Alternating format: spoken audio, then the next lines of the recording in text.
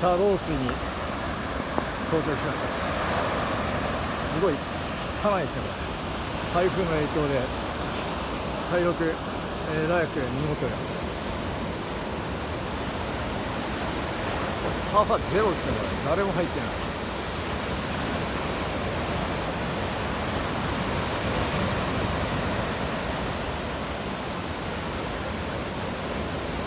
途中通ってきたところの方が海岸、海も綺麗でできそうな感じでしたね。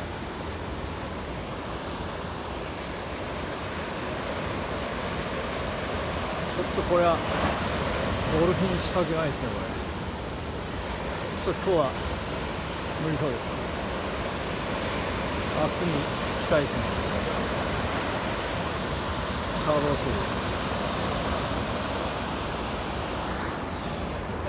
こんな感じで